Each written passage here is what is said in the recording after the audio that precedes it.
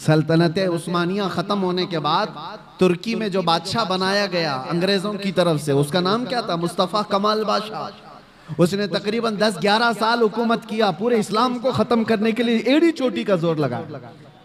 कुरान पे पाबंदी, अजान पे पाबंदी, हिजाब पे पाबंदी, अरबी जुबान पे पाबंदी। 11 साल की हुकूमत में। नाम क्या था? मुस्तफा कमाल। नाम हो जाने से कोई मुसलमान नहीं होता। हाँ, ये बात याद रखें। मिसाल लाओ ऐसी कि अबू बकर हो, उमर हो, उस्मान हो, हैदर रदी अल्लाह ताला अनुमा जैसी, कि उनके दौरे खिलाफत में मैं अगर आपको हजारों मिसालें रखूं, पावर था, गलबा था, ताकत थी, तब फिर किस तरह का इस्तेमाल किया है। आज दुनिया को देखो, निहत्तों पर जो जुल्म किया जाता है, बराबर का मुकाबला हो तो समझ में आए कि दो पहलवान मैदान में लड़ रहे हैं। फिलिस्तीन और इजराइल के मामलात को पूरी दुनिया जानती है। एक तरफ कंकर और पत्थर लेकर लड़ने वाले बच्चे और एक तरफ पेट्रोट मिसाइल पूरी दुनिया को सप्लाई करने वाली हाई टेक्नोलॉजी पावर वाली ताकत। कोई मुकाबला है? कोई मुकाबला नहीं, लेकिन दुनिया देख रही है।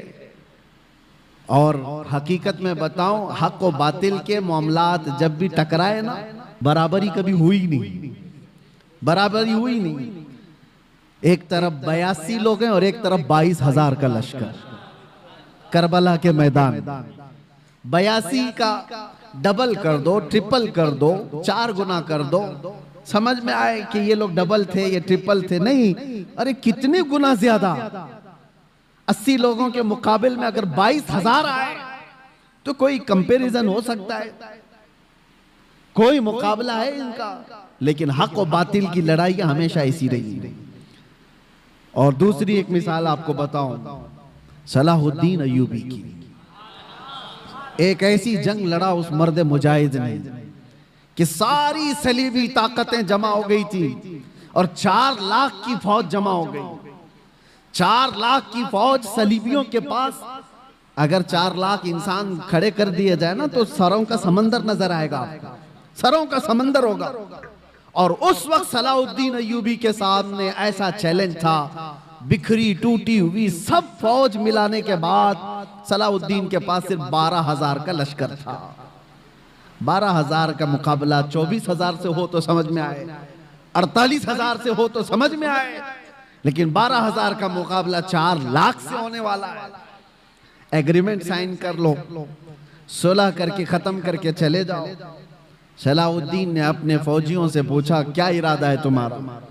सलीबी ताकतें सब जमा हैं और हमारी तादाद कम है। कैसे जवान उस लश्कर में शामिल थे।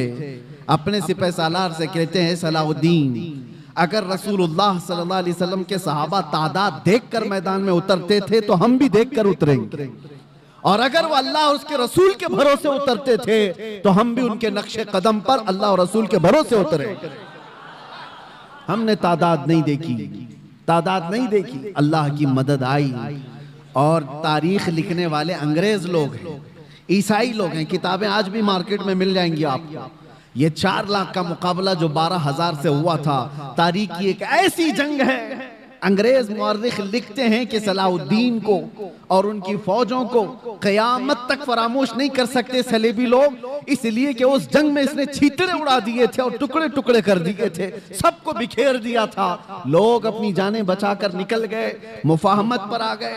एग्रीमेंट सलाहुद्दीन ने नहीं, सामने वालों ने साइन किया। मेरे अजीजों, मैं आपको ये बातें इसलिए अर्ज कर रहा हूं कि पावर और ताकत का नशा जब किसी को आता है, सर चढ़ करके बोलता है। और एक बात, फिरौन की उम्र ज्यादा नहीं लंबी की जाती, जुल्म की तारीख ज्यादा लंबी नहीं होती, और उनका अंजाम भयानक होता है। इसलिए कि मजलूमीन की आह जब निकलती है तो अल्लाह करीम, अल्लाह रब्बुल इज्जत को कहार और जब्बार खुदा जलाल में आएगा और पकड़ करता है। तो ऐसे कि कुरान में अल्लाह ताला फरमाता, फलम्मा नसू मा ज़ुक्किरू बिही फतहना अलैहिम अबवाब कुल्ली शै हत्ता इज़ा फरिहू बिमा ऊतू। जब ये लोग भूल जाएं अल्लाह को तो अल्लाह फरमाता है, मैं उनको खुशियों के सारे दरवाजे खोल देता हूं, खूब खुश हो जाओ। यानी अल्लाह को भूलने के बाद जालिमों के लिए दरवाजे खोल दिए जाते हैं, खूब खुशियां मनाओ, सब तुम्हारा है, सब तुम्हारा है, ताकत भी तुम्हारी, सियासत भी तुम्हारी, तख्त भी तुम्हारा, सारा डिपार्टमेंट तुम्हारा, नाचो जितना नाचना है। फिर अल्लाह फरमाता है फअखज़नाहुम बग़ता, अचानक हम एक दिन पकड़ करेंगे, अचानक एक दिन पकड़ करेंगे और फिर पूरी दुनिया की ताकत उस पकड़ से उसको आजाद नहीं करा सकेगी, नहीं निकाल सकेगी। और हम जालिम दरिंदों के अंजाम का इंतजार करेंगे इंशाअल्लाह। और आप देखना मेरे अजीजों, हमारी जिंदगी रहे न रहे, लेकिन अल्लाह हय्य व क़य्यूम है, वो अल्लाह हमेशा से है और हमेशा रहने वाला। लोग ये समझते हैं आज हम पावर में हैं और हम ताकत में हैं, इनको मार देंगे, इनको काट देंगे, सब कर लो, लेकिन अल्लाह तो जिंदा हमेशा रहने वाला है। हमारा वारिस अल्लाह रब्बुल इज्जत है, हमारी तमाम चीजों के लिए अल्लाह करीम है। हमने जब ये कुरान में पढ़ा व उफ़व्विदु अमरी इलल्लाह, अल्लाह ने कुरान में सिखाया है कि यूं कहो कि मैंने अपने सारे मामलात अल्लाह के हवाले कर दिए।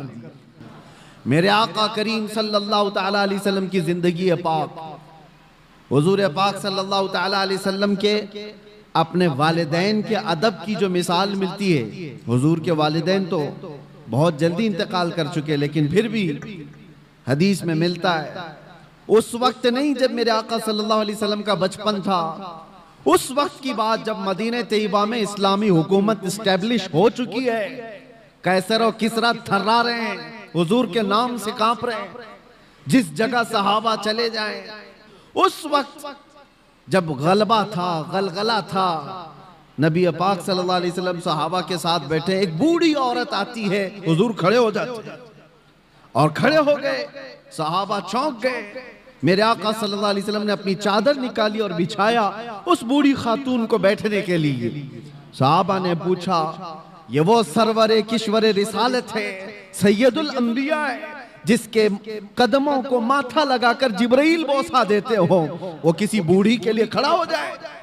तो हुजूर पाक सल्लल्लाहु अलैहि वसल्लम से सहाबा ने पूछा कि इस खातून का अदब क्यों? मेरे आका ने फरमाया, ये 2 साल मुझे दूध पिलाने वाली हलीमा सादिया है। नबी पाक सल्लल्लाहु तआला अलैहि वसल्लम ने उस वक्त अदब करके दिखाया है जब पावर था, गलबा था, सहाबा की जमात थी और एक बूढ़ी खातून आई, और वो भी जन्म देने वाली औरत नहीं है, दूध पिलाने वाली दाया है। मेरे अजीजों, 1-2 मिसाल नहीं, हर मिसाल मैं आपके सामने रखूं। हुजूर पाक सल्लल्लाहु तआला अलैहि वसल्लम एक बार एक दरख्त के नीचे आराम फरमा रहे हैं, सहाबा भी थे, किसी गज़वे से वापस लौट रहे थे। उस वक्त अचानक एक दुश्मन आ गया, वो घात लगाए बैठा होगा, सहाबा नींद में थे, हुजूर पाक सल्लल्लाहु अलैहि वसल्लम की तलवार बाजू रखी हुई थी। अचानक एक शख्स आया और हुजूर की वो तलवार उठा ली। हुजूर नबी पाक सल्लल्लाहु तआला अलैहि वसल्लम बेदार हुए और देखा तो वो तलवार सोते खड़ा है बिल्कुल हुजूर के सामने, हुजूर पाक सल्लल्लाहु अलैहि वसल्लम के पास। तो हुजूर अकरम सल्लल्लाहु तआला अलैहि वसल्लम उसको देख रहे कि अब ये तलवार चलाने वाला है, और उस शख्स ने तलवार चलाने से पहले हुजूर से पूछा, बता मोहम्मद, तुमको मुझसे कौन बचा सकेगा? हुजूर पाक सल्लल्लाहु अलैहि वसल्लम ने एक बुलंद आवाज से सिर्फ इतना कहा, अल्लाह। हुजूर पाक की जुबान से ये जुमला निकला था कि उसके हाथ से तलवार गिर गई और कपकपी उसको तारी हो गई। जैसी तलवार गिरी हुजूर ने उठा लिया। हुजूर पाक के पास तलवार हाथ में आई, अब वो कांपने लगा। हुजूर ने पूछा, बता अब तुझको मुझसे कौन बचाएगा? वो तो काफिर था, वो काफिर था। हुजूर ने तो फरमाया था अल्लाह। उसने कहा, मैंने सुना है कि तुम करीम इब्ने करीम इब्ने करीम हो। हुजूर पाक सल्लल्लाहु अलैहि वसल्लम ने फरमाया, जाओ तुम्हें आजाद कर दिया।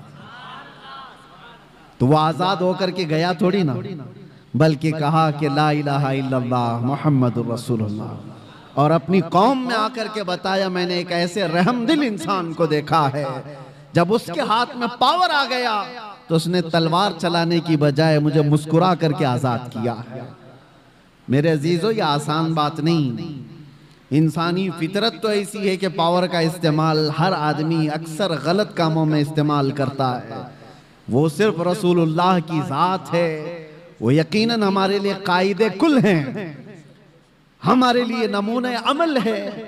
ला करके दिखाओ दुनिया भर की ताकतें जिनके पास पावर आता है उसके बाद वो किस तरह का रूलिंग करती है।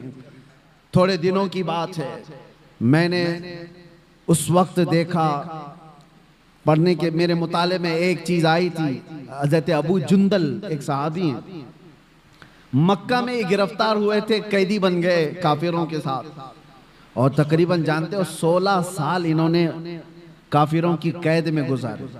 और जब रसूल पाक सल्लल्लाहु अलैहि वसल्लम फतेह सुलह हुदैबिया जो हुई, उस हुजूर 1400 सहाबा के साथ उम्रा करने आ रहे थे, तब मक्का वालों ने रोक लिया था और एग्रीमेंट साइन हो गए थे। सुलह हुदैबिया जो है उसमें यह था कि मक्का से कोई भाग करके जाएगा तो मदीने वाले उसको वापस कर देंगे, और मदीने से कोई भाग करके आएगा तो हम उसको वापस नहीं करेंगे, हम अपने पास रख लेंगे। सब ऐसी एग्रीमेंट उन्होंने साइन की थी। उसी वक्त ये अबू जुंदल सहाबी कैद से निकल करके आ गए थे। अंदाजा करो 16 साल के बाद कोई जंजीरें तोड़ करके निकल आया हो, और वो भी सहाबा के जमात में आ गए। सहाबा ने सीने से सीना लगाया, वो फूट फूट करके अपने जख्म बता रहे थे। लेकिन कुफ्फार को जैसे ही पता चला हमारा एक कैदी भाग गया है, तो उन्होंने कहा कि अभी अभी हमारा एग्रीमेंट हुआ है कि जो मक्का से भाग कर जाएगा उसको मदीने वाले वापस करेंगे, अबू जुंदल को हमारे पास वापस करो।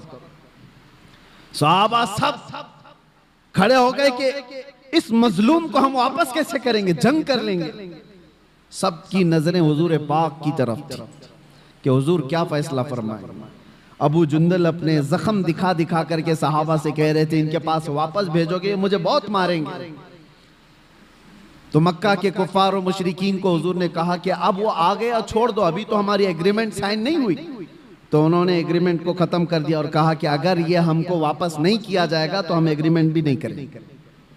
जब जिद पर अड़ गए, हुजूर पाक ने अबू जुंदल की तरफ देखा और कहा, अबू जुंदल मक्का वापस चले जाओ, रहमतुल लिल आलमीन है, रहमतुल लिल आलमीन है, वापस इसको कैद में भेज रहे हैं। सारे सहाबा से कहते लड़ लो, इसको वापस निकाल लो, लेकिन तुम नहीं जानते जो रसूलुल्लाह की नजर देख रही है। ये इम्तिहान है हमारा। मुसीबत के बाद हम आस लगाए हैं अल्लाह उसके रसूल की जात से, तो हो सकता है 2-4 मुसीबतें फिर आ जाएं। तुम ये कहोगे कि मैंने तो एक मुसीबत से छुटकारे की दुआ की थी, 4 और आ गई। कहीं ऐसा तो नहीं कि तुम्हारा ईमान बिखर जाएगा और तुम छोड़ दोगे। मैंने देखा है कैद के दिनों में कितने ऐसे हैं जो काफिर हो जाते हैं, यही कहते हुए कोई अल्लाह नहीं है, हम तो कितने दिनों से दुआ कर रहे हैं, हम पर तो और केस ही केस होते जा रहे हैं। माज़अल्लाह रब्बिल आलमीन, ये कड़ा इम्तिहान है मेरे अजीजों। हुजूर ने वापस कर दिया। और हैरत की बात मैं आपको बताऊं, दूसरा कोई आम मामूली आदमी हो तो जंग कर ले और लड़ाई कर ले, या फिर छूटा हुआ कैदी, उसको जब ये फरमान सुना दिया जाए तो बिफर जाए और कहे कि मैं तो छोड़ देता हूं, ऐसा दीनी क्या। अबू जुंदल की तरफ सहाबा ने देखा, सर झुकाए मक्का की तरफ वापस जा रहे हैं। फरमाने मुस्तफा है, मेरे नबी का फरमान है। ईमान हो तो ये 16 साल कैद में रह करके छूट करके आए थे, जख्म दिखा दिखा कर रो रहे थे। उसके बाद रसूलुल्लाह ने फरमाया जाओ वापस। चूं चिरा तक नहीं कहा, ये पूछा भी नहीं या रसूलुल्लाह वापस उस जुल्म की चक्की में पिसने जाऊं, नहीं पूछा, सर झुकाया और चल पड़ा। यही तो ईमान है मेरे, यही ईमान है। मैं जो बात अर्ज कर रहा हूं वो ये कि रसूल मुहतरम सल्लल्लाहु ताला अलैहि वसल्लम की जिंदगी पाक से मैं आपको बताऊं, पावर जब हो, गलबा जब हो, उस वक्त कैसे लोगों के साथ मामलात किए गए। तो चले कुफ्फार और मुशरिकीन गालिब आ गए तो उनकी बात अलग है कि उन्होंने अपने जुल्म की सारी हदें पार कर दी। जब गलबा मिला था काफिरों को उहद के मैदान में, बदर में मुसलमानों को गलबा मिला था, उहद में कुफ्फार और मुशरिकीन को गलबा मिला। दोनों के दरमियान जमीन आसमान का फर्क है। बदर के मैदान में भी 70 काफिर मारे गए थे और ओहद के मैदान में 70 मुसलमान शहीद हुए थे। 70 मुसलमान शहीद हुए, लेकिन दोनों में फर्क इतना है, बदर में जितने 70 काफिर मारे गए थे, एक एक को चुन करके लाया गया, एक गड्ढे में डाला गया, सारी लाशों को ला करके हुजूर ने उनको खिताब भी किया। शाम के वक्त हदीस पाक में हुजूर उनसे बात कर रहे थे, बताओ ऐ मरने वालों, क्या तुमको वो चीज मिल गई जो तुम्हारे खुदाओं ने तुमको वादा किया है, या तुम अपने खुदाओं से जो यानी उम्मीद रखते थे। सहाबा तो ये पूछ रहे थे, या रसूल अल्लाह आप इनको खिताब कर रहे हैं, ये तो मरे हुए। हुजूर फरमाते हैं ये जिंदों से ज्यादा सुनते हैं। ये मामला है बदर के मैदान का, पावर था, गलबा था, और उधर उहद के मैदान में पावर और गलबा कुफार को था। क्या किया इन्होंने? 70 मुसलमानों को जो शहीद किया, अमीर हमजा का सीना चाक करके कलेजा निकाल के चबाया था। इंसानों में ये हरकत हो सकती है? कोई इंसान ये कर सकता है? जानवर खाते होंगे जानवरों को, इंसान नहीं। पावर जब मिला तो सीना चाक करके कलेजा निकाल करके चबाया। दूसरे क्या किया? साद इब्ने रबी, उनके पेट को फाड़ दिया और अंतड़ियां बाहर निकाली, गले में डाल लिए गए। क्या ये इंसान कर सकता है? तीसरी मिसाल हजरत अनस बिन नुज़ैर, ये वो सहाबी हैं, उनकी बहन कहती हैं सिवाय उनकी शहादत की उंगली के उनका जिस्म मिला ही नहीं, कुचल दिया गया था, रौन दिया गया था, पूरे जिस्म को रौन दिया गया। एक उंगली से पहचान में आए कि अनस बिन नुज़ैर की लाश। लाशों के साथ ये किया। जब पावर आया तो, ताकत आई तो ये किया। चौथी मिसाल, ये तो एक दो नहीं है, कई मिसालें। अब्दुल्ला बिन जहश एक सहाबी, उनके जिस्म के 80 टुकड़े किए गए और हर टुकड़े को रस्सी में पिरोकर हार बनाया। ये पावर जब आए तो कुफार ये करते हैं, और रसूलुल्लाह सल्लल्लाहु ताला अलैहि वसल्लम के हाथ में जब पावर आया, अब मैं आपको बताऊं, यह ओहद का मैदान था जहां जंगली जानवरों से ज्यादा जुल्म कुफार और मुशरिकीन ने किया सहाबा के साथ। 70 सहाबा जो शहीद हुए हैं, सबकी लाशों के साथ इन्होंने बहुत बुरा सलूक किया है, बहुत बुरा सलूक किया है। जंगी कानून भूल जाते हैं लोग जब पावर में आते हैं, ताकत में आते हैं। और यही पावर जब रसूलुल्लाह के हाथ में आया, 10,000 का लश्कर लेकर मेरे आका 20 रमजान को मक्का में दाखिल हो रहे हैं। उस वक्त जंग करने जैसी नौबत भी नहीं थी। कुफारे मक्का सब भागे भागे फिर रहे थे, मुकाबला करने की ताकत नहीं थी, खानदान बिखरे हुए थे, हुजूर के सामने खड़े होने की हिम्मत नहीं थी, सब छुप रहे थे। और नबी पाक सल्लल्लाहु ताला अलैहि वसल्लम के सहाबा शाहाना अंदाज में हरम काबा में दाखिल हो रहे थे। लब्बैक की सदाएं गूंज रही थी, हरम काबा की सरजमीन चूमी जा रही थी, और अल्लाह अकबर की सदाओं से मक्का गूंज रहा था। उस वक्त जानते हो 10,000 का लश्कर जब मक्का में आया हो, हैबत ऐसी तारी थी सबके दिलों पर कि लोग दीवारों से चिपके हुए खड़े थे, कोई दरवाजों के अंदर बंद खड़े थे। लेकिन मेरे आका सल्लल्लाहु अलैहि वसल्लम जब हरम काबा में आए, अजान दी गई और फिर मक्का वालों को बुलाया गया। कहां हैं सारे लोग? हैरत होती, आपको तारीख उठा करके देखो, हैरत होगी। जिसने हुजूर पाक सल्लल्लाहु अलैहि वसल्लम के मुकाबिल में एक दो नहीं कितनी जंगें लड़ी। जंगे बदर में मुकाबले में अबू सुफियान है, जंगे ओहद में मुकाबले में अबू सुफियान है, जंगे खंदक में मुकाबले में अबू सुफियान है। हुजूर के मुकाबले में अबू सुफियान इतनी जंगें हुजूर के मुकाबले में लड़ते रहे, और हुजूर उस दिन ऐलान करते हैं, मक्का के फतेह मक्का के दिन जब पावर हाथ में है, मेरे आका फरमाते हैं जो भी मक्का में इधर उधर छुप करके भाग रहे हैं उनको डरने की जरूरत नहीं। जो मेरे दादा अब्दुल मुत्तलिब के घर में आ गए वो पनाह में है, जो अबू सुफियान के घर में आ गए वो पनाह में है, तो जंग नहीं की जाएगी। और जो तलवार उठाया हुजूर से मुकाबला करना चाहा, वो कैदी बना करके लाए गए, पकड़ करके लाए गए। फतेह मक्का का दिन है। सहाबा तो सहाबा है जो बरसों से जंगों की जिंदगी देख रहे हैं हुजूर के साथ। मेरे अजीजों, उनकी कुर्बानियां कम नहीं है। हजरत अबू हुरैरा से पूछो, हदीसें बताती हैं ऐसी ऐसी जंगों में सहाबा गए, कहते हैं कि पैरों पर कपड़े बांधने पड़ते थे, सारे नाखून उखड़ गए थे, ऐसी जंगें वो लड़ कर के आए बगैर चप्पल पहने। मेरे आका सल्लल्लाहु अलैहि वसल्लम से कभी उन्होंने ये सवाल नहीं किया था कितना लंबा आप लेकर के जाएंगे। एक जंग से लौट रहे हैं, जिब्राइल अमीन आए, हुजूर से कहा या रसूल अल्लाह, अल्लाह का हुक्म है यहीं से दूसरी जंग में जाना है। सहाबा 1 महीने की जंग के बाद लौट रहे थे, जख्मी थे, नसें कटी हुई थी। हुजूर ने जिब्राइल से कहा मेरे सहाबा से पूछ लूं, ये मदीने से 5 किलोमीटर ही बाकी था घर, वापस रास्ता 5 किलोमीटर का, 1 महीने की जंग के बाद वापस आ रहे। हुजूर ने सहाबा से पूछा, जिब्राइल आए अल्लाह का हुक्म लेकर, यहां से दूसरी जंग में जाना है, तुम्हारा क्या मशवरा है? सहाबा में से किसी ने एक ने ये नहीं कहा मरहम पट्टी कर लें, बीवी बच्चों से बात कर लें, घर के हाल चाल देख कर के आए। नहीं, सारे सहाबा एक जबान होकर कहते हैं या रसूल अल्लाह, देर किस बात की, देर किस बात की, चले यहीं से चलते हैं। ये वो सहाबा है, ये वो साहबा है जंगों ने उनको चूर चूर किया था। तो फतेह मक्का के दिन लाजमी बात है मेरे अजीजों, पावर हाथ में था, गलबा हाथ में था, ताकत हाथ में थी। जितने आज तक लड़ते थे वो सब कैदी बन करके हाथ सामने खड़े थे। तो किसी साहबी ने ऐलान कर दिया अल यौम यौमुल मलहमा, आज तो छींटड़े उड़ाने का दिन है, आज के तो गोश्त के टुकड़े उड़ाए जाएंगे। मेरे आका ने उस सहाबी का नारा बदल दिया, अल यौम यौमुल मलहमा। मलहमा का मतलब होता है गोश्त के पीस पीस किए जाएंगे।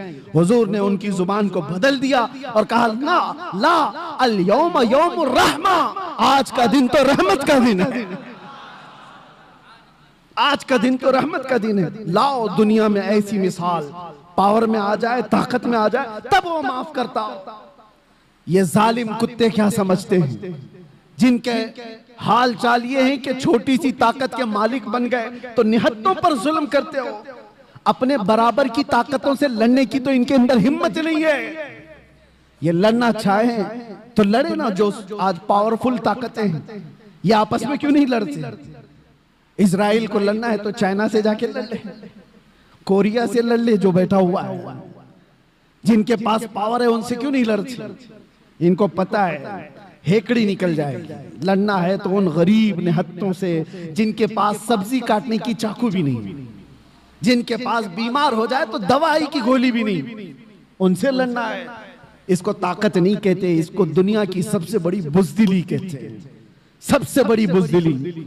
और ऐसा जब जुल्म होता है तो अल्लाह की मदद आती है, आएगी, वक्त लगेगा। एक मिसाल मैंने खाली आपको दी, जब मेरे आका सल्लल्लाहु अलैहि वसल्लम के हाथ में पावर आया फतेह मक्का के दिन, हुजूर ने सबको माफ किया, कहा कि इज़हबू अंतुम तुलका, जाओ आज सब के सब तुम आजाद, आज सब के सब तुम आजाद।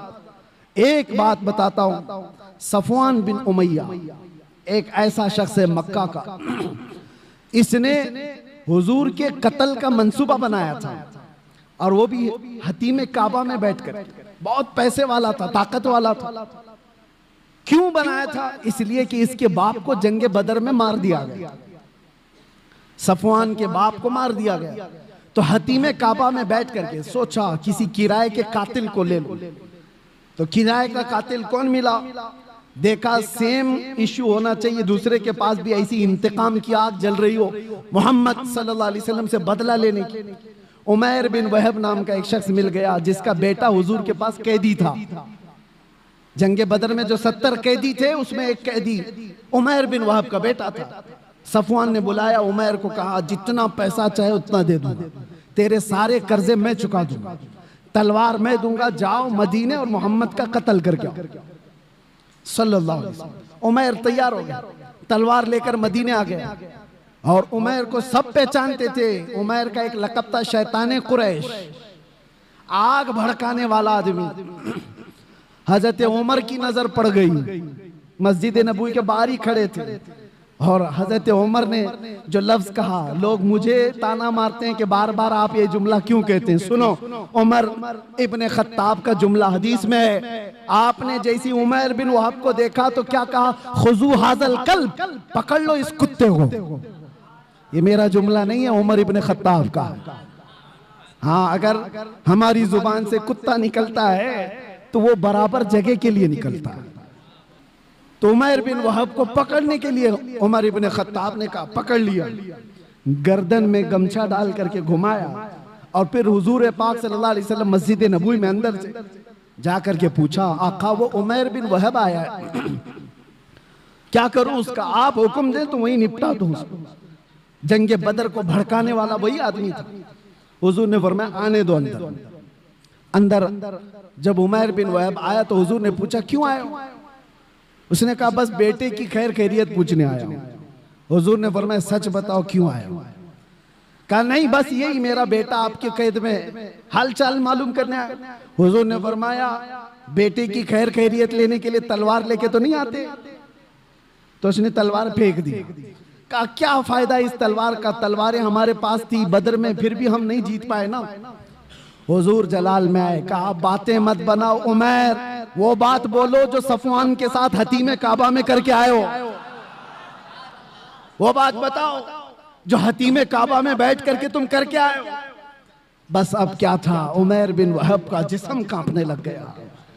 तन्हाई में बात की थी उमैर बिन वहब ने सफवान से और कहा मैं गवाही देता हूं आप अल्लाह के सच्चे रसूल हैं, मुझे अपनी गुलामी में शामिल कर लो। वो उमैर बिन वहब सहाबी बन गए। हजरत उमर बिन खत्ताब गले में हाथ डालकर बाहर लेकर के आए और सहाबा से कहा थोड़ी देर पहले ये आदमी मुझे खिंजीर से ज्यादा बुरा लगता था और अब ये उमैर बिन वहब मुझे अपने बेटे से ज्यादा अजीज लगता है। ये है अल्लाह के लिए मोहब्बत, अल्लाह के लिए दुश्मनी। अब ये वाकया पूरा मैं इसलिए बता रहा हूं, उमैर बिन वहब गया था गर्दन लेने के लिए, अपनी गर्दन दे आया। सफवान यहां इंतजार कर रहा था, रोज इंतजार कर रहा था कि कुछ नई न्यूज आए। कोई भी काफिला मदीने से आता उसके पूछता कोई नई खबर है, कुछ बड़ी खबर है। उसके तो दिमाग में यही था कि आज कत्ल हो गया होगा, कल कत्ल हो गया होगा। एक काफिला आया, सफवान से कहा हाँ एक बड़ी खबर है तेरे लिए। कहा क्या? कहा तेरा पक्का जिगरी दोस्त भी मुसलमान हो गया। वो कहा ये तो डूब मरने का वक्त आ गया मेरे। यही वो दिन थे। थोड़े दिनों के बाद हुजूर पाक सल्लल्लाहु अलैहि वसल्लम पूरे सहाबा की जमात के साथ मक्का में आ गए, फतेह मक्का। उस वक्त तक सफवान ईमान नहीं लाया है, ईमान की बूबास भी नहीं, इंतकाम की आग में भड़क रहा। जब हुजूर आए और सबको अमान दे रहे थे, सबको अमान दे रहे थे, तो उस वक्त सफवान बिन उमैया ये भाग करके निकल गया मक्का से और लोगों से कहा कि तुम लोग मोहम्मद के हाथ में आना चाहते हो, इससे बेहतर है कि समंदर में छलांग लगाओ, खुदकुशी कर लो। तो अपने घोड़े को लिया और समंदर की तरफ चला गया कि मैं सुसाइड कर लूंगा, इनके हाथ में आने से तो अच्छा है। हुजूर पाक सल्लल्लाहु अलैहि वसल्लम जब सबको माफी दे रहे थे तो उमैर बिन वहब हुजूर के पास आते हैं। अब वो सहाबी रसूल हैं। कहा या रसूल अल्लाह, सफवान भाग करके गया है, मैं चाहता हूं कि उसको भी आप माफी दे दें। उसने अगरचे आपके कत्ल का मंसूबा बनाया था, मैं ही आया था, लेकिन उसके अंदर अपने बाप के इंतकाम की आग भड़की हुई थी, इसलिए किया था, आप माफ कर दें। हुजूर ने देखा उमैर बिन वहब किसकी सिफारिश कर रहा है? सफवान की। हुजूर ने कुछ नहीं कहा, मुस्कुराया और कहा सफवान के लिए भी अमान है। ये नहीं कहा कि वो ईमान लाए तो अमान है, नहीं, जिस हालत में है उस हालत में अमान है। तो उमैर बिन वहब कहते मैं ऐसा दौड़ा दौड़ा गया सफवान को बताने के लिए कि उसकी जान बचा लूं, वो छलांग ना लगा ले। भागते घोड़े से दौड़ाते हुए पा लिया सफवान को करीब में। कहा तेरे लिए बड़ी खुशखबरी है, मोहम्मद सल्लल्लाहु अलैहि वसल्लम इतने रहम दिल आदमी हैं, उन्होंने तुझे माफ कर दिया। सफवान कहता है ये चीज यकीन करने की जैसी है ही नहीं, दुनिया में कौन ऐसा करता है, तू या तो कोई चालबाजी कर रहा हो। कहा नहीं, अबू सुफियान को माफ किया, हिंदा को माफ किया, सब बड़े बड़े लोगों को माफ किया, तुम क्या हो? तो उसने कहा मुझे उस वक्त तक यकीन नहीं होगा जब तक उनकी कोई निशानी ना देख लूं। मैं उस वक्त तक यकीन नहीं करूंगा जब तक निशानी ना। उमैर बिन वहब फिर से वापस आए और हुजूर से कहा या रसूल अल्लाह वो मान नहीं रहा है, वो खुदकुशी कर लेगा, वो मर जाएगा और उसको मेरी बात पर यकीन नहीं आ रहा है। हुजूर ने फरमाया क्या वो मेरे तमाम हैयत को पहचानता है? कहा कि या रसूल अल्लाह आपकी हैयत को कौन नहीं पहचानता, आपकी शक्ल और शबाहत को कौन नहीं पहचानता। हुजूर ने अपना अमामा उतारा और कहा ये ले जाओ और उसको बता दो। उमैर बिन वहब हुजूर का यह अमामा लेकर पहुंचे।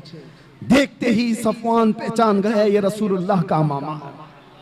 वापस पलट आया सर झुका करके मेरे आका के पास खड़ा था। मेरे आका ने कहा सर झुकाओ नहीं, उठाओ, सर उठाओ। तुम जिस हालत में रहना चाहते हो तुम आजाद हो। अब कौन आजाद रहना चाहेगा? कौन आजाद रहना चाहेगा? हुजूर पाक ने जब इतना जुमला कहा तो सफवान ने कहा ऐसी दुनिया की आजादी से बेहतर है आपके तलवों के नीचे रहा जाए। है फकीरों पे उन्हें प्यार कुछ ऐसा, खुद भीख दें और खुद कहें मंगते का भला। उन्हें जाना उन्हें माना, न रखा गैर से काम, लिल्लाहिल हम्द मैं दुनिया से मुसलमान गया। लब्बैक या रसूल अल्लाह।